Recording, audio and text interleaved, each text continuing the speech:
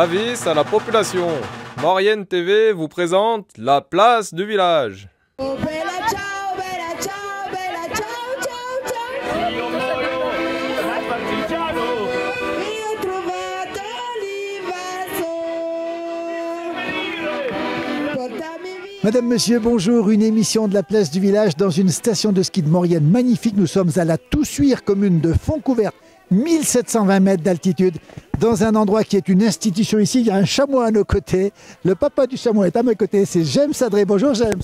Oui, bonjour à tous. Alors on va rappeler que derrière nous, le restaurant Le Chamois, c'est le premier restaurant implanté ici au Front de Neige, hein, c'est ça hein? Oui, c'est le premier restaurant. Il y avait les restaurants avec les hôtels, mais mon papa Léon a créé le premier restaurant pur.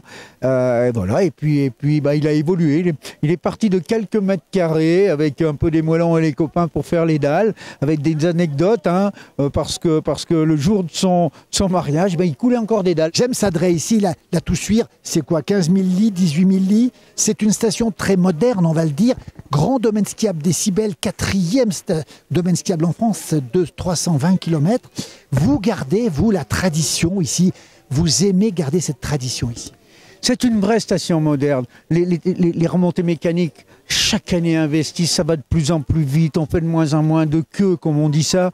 Les remontées mécaniques évoluent, les pistes évoluent. On travaille beaucoup sur la sécurité. Mais oui, il est important pour garder une âme. Pour garder une âme un peu, on va dire, de notre côté de Fontcouvertin, une âme mauriennaise, une âme savoyarde. Et moi, je veux vraiment garder ça parce que les gens sont aussi à la recherche de ça aujourd'hui.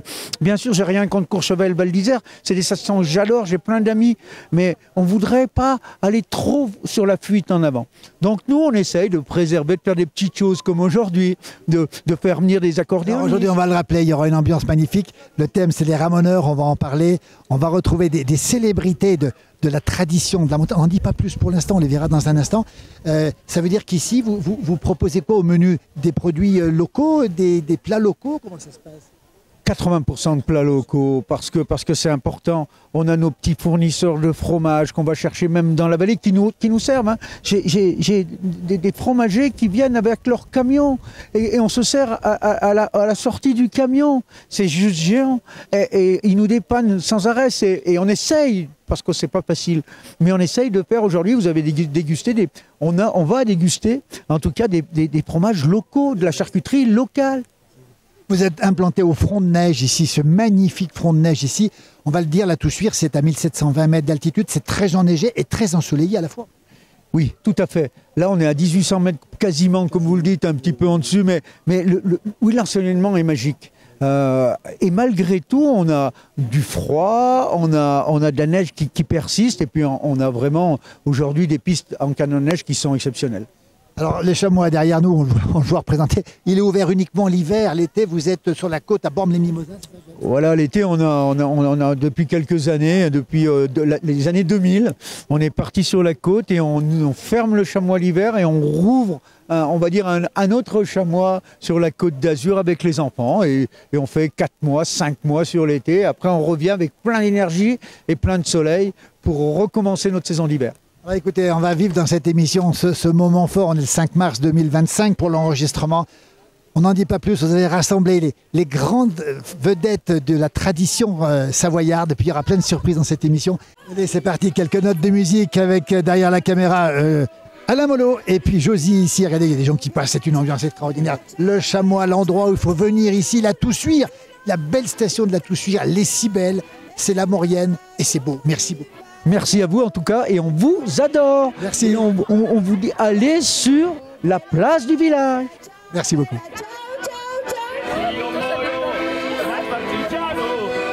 ho trovato l'invaso. Portami via.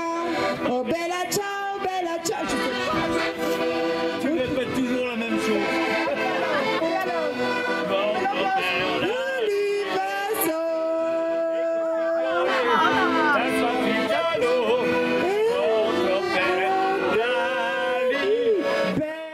Toujours ici, dans cet endroit extraordinaire, la Toussuire, les Cibelles, le Chamois derrière nous. On a une chance inouïe. La maman de Jam qui est avec nous, Pierrette. Bonjour Pierrette. Bonjour. Pierrette, racontez-nous quand même quelque chose d'extraordinaire. C'est votre mari Léon qui a construit le chamois. Vous étiez tout seul au début. Seul, on était tout seul, il n'y avait personne. Voilà. En 58, il a commencé à faire les fondations du chamois au mois de septembre, début septembre. On s'est mariés le 28 septembre.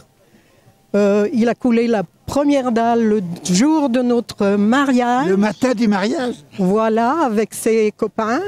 Il est arrivé d'ailleurs en retard au mariage. Attendez, il est arrivé en retard au mariage alors qu'il avait coulé la dalle. Le matin même. Bon, après, je n'ai pas eu de voyage de noces, bien entendu. Et il m'a dit, comme voyage de noces, je vais te faire un grand cadeau, la pelle et la pioche, et tu vas m'aider à travailler sur le chamois. Et vous avez accepté. Et j'ai accepté, c'est ce qu'on a fait tous les deux. Petit à petit, on a construit le chamois jusqu'à ce que mes enfants reprennent la suite, Pascal et James. Quelle belle histoire, dites donc. Vous y avez cru tout de suite, vous avez dit tout de suite, ça va marcher. Moi, j'étais jeune. Bon, à 18, 19 ans, bon, je me disais dans quelle chose je me suis embarquée, hein, parce que bon, c'était pas évident. On n'avait pas la route derrière. Hein, la route s'arrêtait devant les Alpes. Le soir, il fallait qu'on aille chercher toutes les fournitures on avait un tout petit bar à l'époque, et on allait chercher avec notre luge le soir. Il fallait tout ramener avec la luge, mettre dans la cave et tout.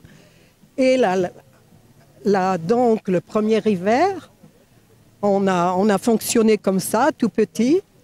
Et on n'avait pas de voiture. Mon mari, il avait une grosse moto. On descendait le soir dans la neige en moto et on remontait le lendemain matin en moto. Des pionniers. J'aime autant dire que j'ai beaucoup galéré. Beaucoup galéré, des pionniers. Qui a baptisé le chamois? Qui a choisi le nom du chamois? C'est Léon. C'est Léon. Oui, oui. Joli nom. Voilà. Pierrette, on ne demande pas l'âge aux dames, mais on sait que vous êtes entre 80 et 90, et entre les deux. Au beau milieu. C'est possible. Pierrette, comment c'est possible de paraître aussi jeune alors que vous avez autant travaillé, Pierrette? Ben, c'est peut-être ça qui conserve, je ne sais pas. J'ai mes enfants autour de moi. Bon, ben, je suis heureuse d'être là et de continuer comme ça. Vous continuez. Je marche beaucoup. J'ai toujours fait beaucoup de montagnes. Oui, oui. C'est peut-être ce qui conserve. Vous continuez à travailler? Oui. Qu'est-ce que vous faites? Les week-ends, je travaille au magasin. Mais le secret, c'est que faut travailler tout le temps. Il faut bien manger. Il faut bien boire.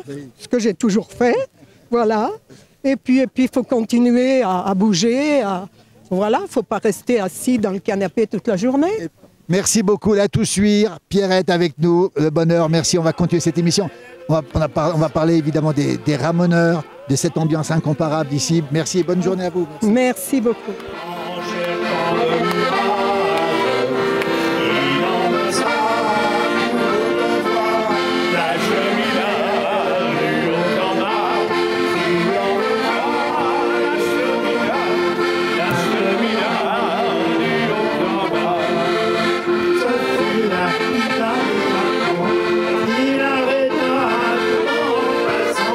Elle est toujours à la tout suivre. 1750 mètres, les si belles, les pistes de ski.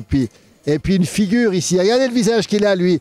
On le connaît partout en Pays de Savoie. Lionel Thuat, bonjour Lionel. Bonjour Philippe. Lionel, vous êtes le gardien des traditions musicales de l'Alpe. Bah écoute, on essaye parce qu'on est né avec ça. C'est nos parents qui nous ont appris ça. On a toujours fait ça en famille. Et donc c'est une passion. Chanter nos montagnes. Et l'accordéon en même temps, qui est l'instrument de la montagne, Lionel? C'est l'instrument pour nous, c'est l'instrument qu'on charrie partout. Tu mets ça sur le dos, tu pars, tu montes en pot de phoque, et puis tu vas jouer de l'accordéon, tu vas véhiculer l'image de la Savoie. Alors les Thuat, baissez la tête, les Thuat, musique de l'Alpe justement, ces traditions musicales, vous voulez les conserver, ces chants de la montagne, c'est impératif, ces tyroliennes, ce yodel, ça doit rester, vous dites ça doit rester. Oui, bien sûr. L'Alpe, c'est au-delà de la Savoie. Donc, quand je dis Savoie, on est d'accord, c'est Savoie, Haute-Savoie, on ne va pas faire de polémique, on n'est pas là. La Grande Savoie. Voilà, la Grande Savoie. on en est fiers, on est super fiers de notre territoire. Juste à regarder, à se tourner, c'est magnifique tous les jours. Et puis là-dedans, on va plus loin, on va dans le Val d'Ost, on va même dans le Piémont, et puis dans le Valais, jusqu'à Fribourg, les Alpes bernoises, enfin voilà, c'est le territoire de la montagne, l'Alpe. Et l'Alpe, ça unifie les populations de montagne avec des champs, même si les Suisses parlent le suisse alémanique. Les Italiens, ils parlent beaucoup le patois, le dialecte savoyard, mais même ils peuvent parler italien, mais avec les chants, tout le monde est uni. Lionel Thuat, vous avez tout de l'autochtone. Regardez cette barbe, elle date de quand, Lionel?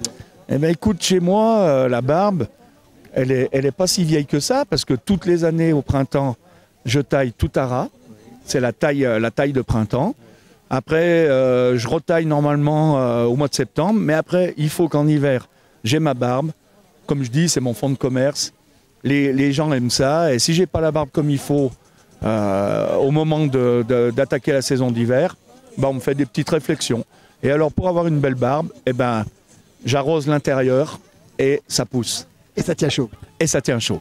Lionel Thuat, merci infiniment. Vous allez troquer maintenant le verre contre l'accordéon. On va vous écouter ici. Vous allez ambiancer, comme on dit, la terrasse du Chamois, comme vous le faites. Merci pour ces propos. Merci aussi pour cette authenticité. Et vous êtes le garant des traditions. On aime ça, nous, dans la place du village. Merci beaucoup. Avec grand plaisir. Et merci à la place du village de véhiculer nos valeurs de la montagne. Merci Philippe.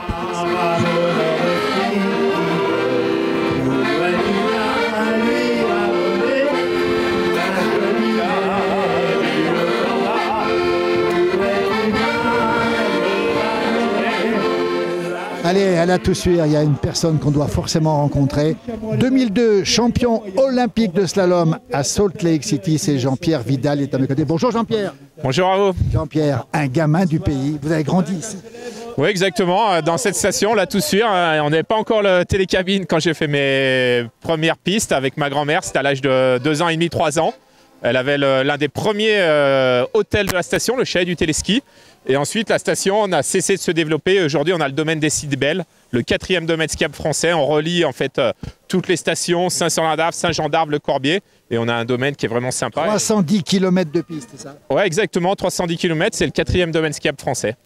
Jean-Pierre Vidal, la Toussuire, 15 000 lits. C'est une station années 60-70, sur le plan neige, on faisait venir les gens. Mais c'est un magnifique domaine skiable avec des pistes exceptionnelles, vous qui êtes champion olympique. Oui, surtout ce qui est super intéressant, c'est notre panorama avec les aiguilles d'Arve qui sont juste derrière, qui sont magnifiques. Et surtout notre situation qui est géniale parce qu'en fait, on est à 20 minutes de Saint-Jean-de-Maurienne où il y a une gare TGV qui va devenir une gare internationale. On va se retrouver à 2 heures de Milan, 1 heure de Turin, 3 heures de Paris, 1 heure de Lyon. Donc en fait, on a une situation qui va être géniale pour faire venir les gens. Et ça, c'est vraiment super parce que du coup, on a une grosse attraction. Il y a beaucoup de clients belges, beaucoup de clients étrangers qui viennent chez nous. Car on a aussi l'autoroute. Ça, c'est une vraie force de la Maurienne. C'est d'avoir l'autoroute qui vient au pied de chez nous. Et du coup, ça donne une belle attraction et un développement qui est en plein boom. Un beau développement et un bel enneigement. Oui, l'enneigement est bien parce qu'en fait, on est à la bonne altitude, 1800 mètres. Et puis ensuite, ce qui est intéressant, c'est aussi l'exposition des pentes qui sont exposées pour la plupart côté nord. Et puis ensuite, on monte très haut, on monte quasiment à 2900 mètres côté de Saint-Sorlin-d'Arve sur les lacs. Et puis un panorama qui est vraiment superbe. Et vous êtes président du ski club ici de la Toussuire, 100 gamins qui apprennent à skier et qui veulent vous imiter, Jean-Pierre. Oui, exactement. On a un beau ski club. Et là, on a des tout jeunes qui sont pas mal. On est 4e ski club français, ce qui est quand même assez énorme par rapport à notre budget. La Toussuire, c'est un petit budget. On se bat contre Tignes, Val d'Isère, Courchevel, des gros ski clubs. Mais on a quelques jeunes qui tournent très bien. Donc, on est confiant. Puis, il y a 2030 qui arrive avec les Jeux Olympiques. Et ça peut donner un vrai appel d'air pour la motivation. En tout cas, on a des jeunes qui sont très motivés. Bon, Jean-Pierre, on va vous laisser parce qu'il y a des ramoneurs qui vont descendre. Ramoneurs qui arrivent là. Faut y aller. Merci à vous et merci encore à la place du village pour tout ce que vous faites. On vous suit. Merci beaucoup. Merci. Merci.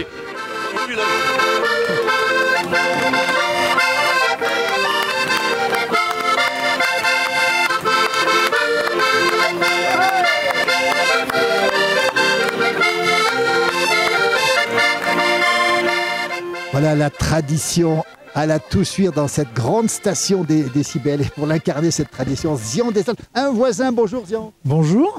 Vous avez grandi à Albier-Montrond, juste derrière. Là. C'est ça, oui. Oh, mais attention, j'ai des origines aussi sur Fontcouverte. Hein.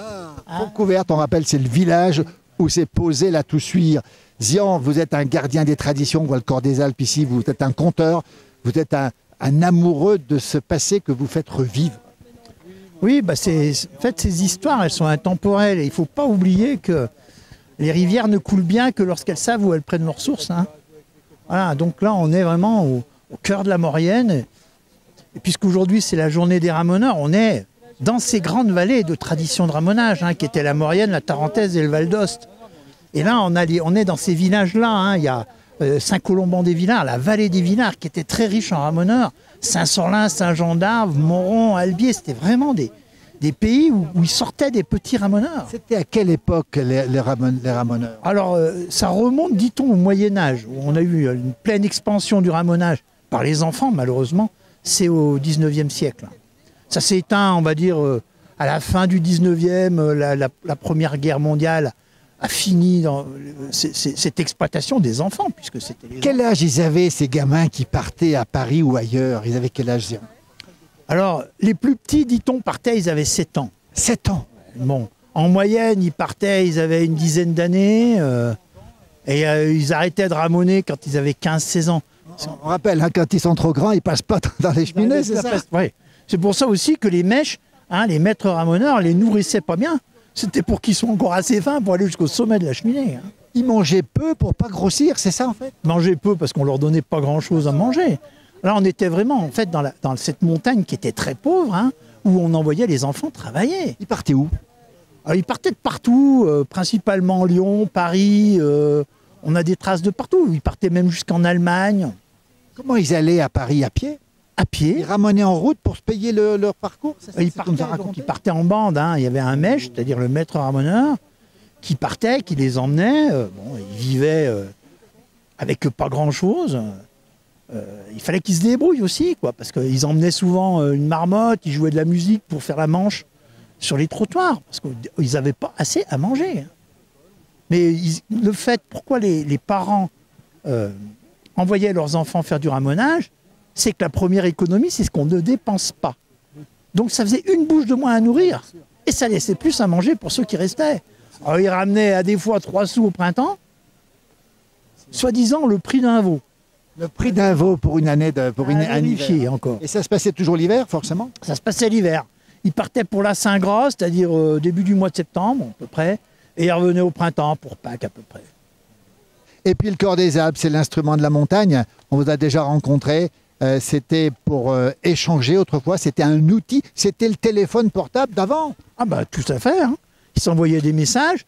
Derrière, ils rompaient la solitude. Parce qu'ils s'envoyaient aussi des morceaux de musique. Il y en a un qui répondait et ça leur faisait passer la soirée. Il y avait quelqu'un en face pour répondre. Et cet échange, ça casse la solitude. Parce qu'on est tout seul dans la montagne. Je peux vous dire que les journées sont longues. Merci Zian, merci pour ce témoignage, gardien des traditions, conteur, on va le rappeler ici, Zian des Alpes. Allez le voir quand il passe quelque part, il nous emmène dans le temps, il nous fait remonter le temps ici. Merci beaucoup Zian, belle journée.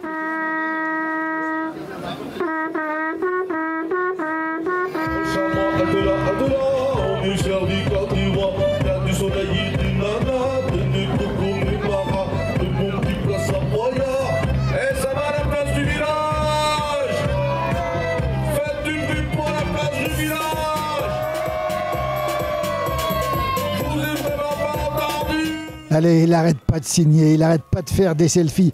Il y a 2 millions de personnes qui le suivent sur TikTok, il est avec nous. DJ Matafan, bonjour. Ah, de mon gagé, comment ça va? On va pas trop mal. DJ Matafan, on est ici au Chamois, chez James Adret. C'est quelqu'un qui aime les traditions. Vous êtes souvent là, vous y êtes bien ici, vous vous sentez bien ici? Ah oui, je m'y sens bien, puis il aime les traditions, puis il aime aussi la rioule, la bonne rioule.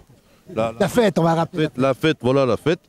Et du coup, c'est le mélange des deux qui fait qu'on passe des sacrés bons moments au Chamois. Oui. On vous a vu ambiancer ici, les jeunes, les parents, les grands-parents, tout le monde y passe. Ah oui, c'est vrai que c'est, comme disent les anciens, comme disent les politiques, c'est intergénérationnel. intergénérationnel. Regardez les enfants qui connaissent tout par cœur. DJ Matafan, il faut le retrouver. Vous circulez énormément en Pays de Savoie, mais dans toute la France aussi. Oui, l'autre fois j'étais en Vendée. La semaine dernière j'étais dans le Cantal. Et oui, c'est toujours une ambiance familiale, et une ambiance bon enfant et surtout bienveillante. On essaye de rigoler, de s'amuser. Des fois, de temps en temps, je raconte des âneries, mais j'évite. Merci, on vous laisse signer ici. Bravo en tout cas. Merci à tous. Merci la place du village. Heureusement que vous existez parce que c'est génial ce que vous faites. Mais attention, Alain, mollo derrière l'appareil, Alain, mollo sur l'apéro. Merci. J'ai un plus gros niveau qu'Alexis Pinturo. Je donne même des complexes à Canguito Vex. J'envoie carrément des backflips. Quelle intro l'enflip. Tu vas trouver ça. Et quand un jour j'ai doublé JP grave. Il y a 20 ans, je m'étais. Toujours ici à la Toussuire, dans cette ambiance incomparable. On entend des airs de DJ Matafan derrière. On a monsieur le maire avec nous. Bonjour monsieur le maire. Bonjour. De Fontcouverte la Toussuire. De Fontcouverte la Toussuire, oui. Merci d'être présent sur le front de neige de la Toussuire. C'est un front qu'on aime bien. C'est un front qu'on aime bien. Je sais. Par cette magnifique journée, regardez, les terrasses, tout ce monde sur la Toussuire pour les vacances scolaires. Magnifique. Et puis à vos côtés, celui qui porte le nom nom savoyard le plus connu au monde, Maxime Opinel. Bonjour Maxime. Bonjour. Dans un instant, on va reparler du cadeau qu'on a entre les mains. On va le montrer. D'abord, monsieur le maire, rappelez que la Toussuire, c'est plus connu que Fontcouverte aujourd'hui. Ah oui, Fontcouverte, si vous voulez, c'est la capitale administrative, la mairie et l'église. La Toussuire, c'est un hameau de Fontcouverte. Magnifique station à 1800 mètres d'altitude. Avec un bon enneigement permanent. Oui, on a un bon ensoleillement. L'ensoleillement, quelquefois il y a trop de soleil à la Toussuire. Voilà. Et on l'a vu, vous avez la tenue des pulls rouges, vous êtes moniteur de ski ici. Le domaine est exceptionnel, 4e domaine de France, 310 km, on va le rappeler. Puis on a à côté Maxime Opinel, le cadeau, regardez, on va le montrer ce cadeau, qui nous a été offert par Maxime Opinel, qui est directeur du musée Opinel, on va le rappeler. Regardez un petit peu, voilà, il y a plein de gens qui connaissent monsieur le maire ici. Merci infiniment Maxime Opinel pour ce cadeau. C'est quel numéro ? Alors c'est un numéro 13, c'est le plus gros couteau Opinel du catalogue. Et c'est un vrai couteau avec une lame tranchante. Alors la famille Opinel, c'est qui le créateur par rapport à vous Maxime ? Alors c'est Joseph Opinel qui a créé le couteau Opinel en 1890, ça fait 4 générations. Combien d'Opinel fabriqués à ce jour ? Oh, c'est plus de 300 millions de couteaux fabriqués depuis l'origine et un rythme aujourd'hui de près de 7 millions de couteaux par an.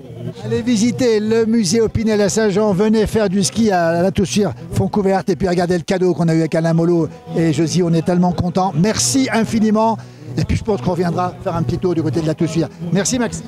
Merci beaucoup, merci à la place du village. Merci beaucoup. Merci à la place du village et à bientôt. À très bientôt, merci beaucoup. Oh bella ciao, bella ciao. Tu répètes toujours la même chose.